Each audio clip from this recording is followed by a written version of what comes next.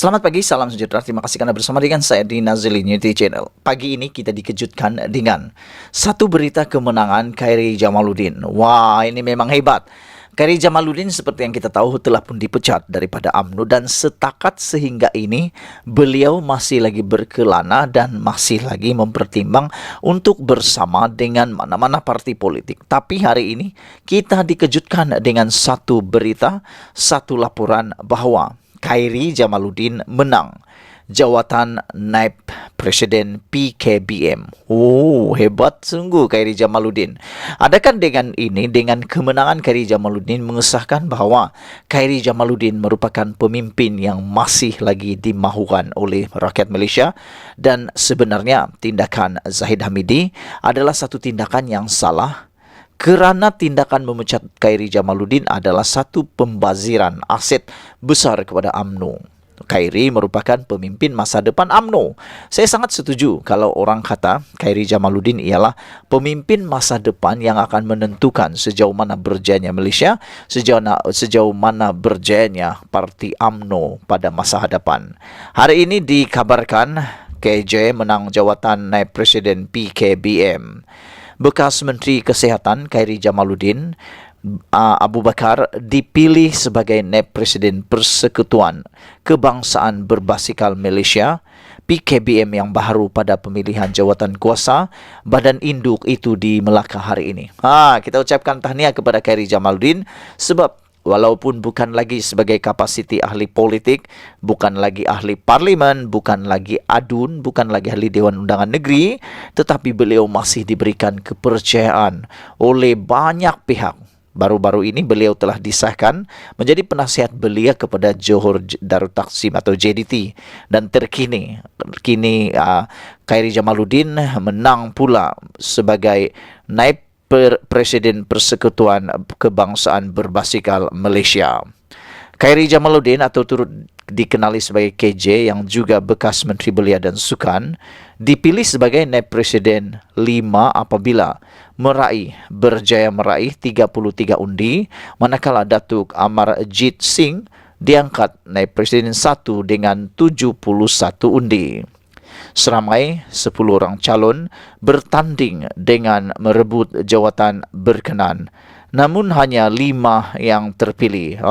Kita ucapkan tahniahlah kepada Khairi Jamaluddin kerana 10 orang calon yang bertanding beliau menang salah seorang daripada mereka, walaupun 5 sahaja yang dipilih. Nasib baik saya menang pemilihan ini, kata Khairi Jamaluddin. Kalau tak, maknanya saya kalah semua pertandingan, katanya sebelum ini yang tewas pada pilihan raya ke-15 bagi Parlimen Sungai Buloh November tahun lalu. Kita memang simpati jugalah dengan Khairi Jamaluddin sebab bayangkan saja Khairi Jamaluddin sepatutnya dapat bertanding terus di Parlimen Rembau atau sekurang-kurangnya di Negeri Sembilan. Tetapi beliau tidak diberikan mana-mana kerusi yang selamat. Akhirnya beliau berunding dengan MIC.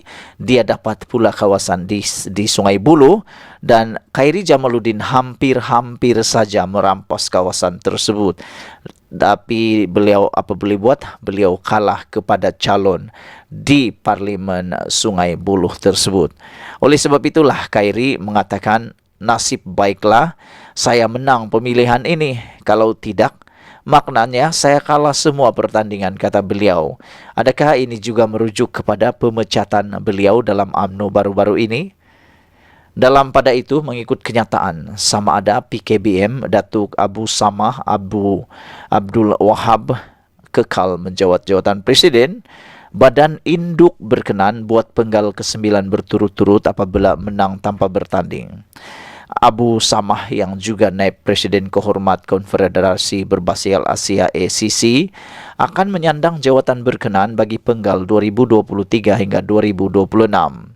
Dalam pada itu, Amarjit yang juga ahli jawatan kuasa pengurusan eksekutif Kesatuan Berbasikal Antarabangsa UCI melakar kejutan besar apabila meraih hampir 100% undi dengan meraih 71 daripada 72 undi untuk jawatan naib presiden 1. Saya terharu dengan sokongan daripada perwakilan negeri Ini menunjukkan perwakilan negeri percaya saya boleh memberi sumbangan positif kepada sukan berbasikal. Pada waktu sama, kata beliau, saya akan menjaga kepentingan UCI dan ACC dengan baik, katanya lagi. Bagi jawatan timbalan presiden pula dipertandingkan menyaksikan kejutan terbesar apabila penyandang kerusi Yunus Ibrahim dari Negeri Sembilan tewas apabila hanya memperoleh 26 undi berbanding 45 diraih lawannya Mazlan Mad Jail.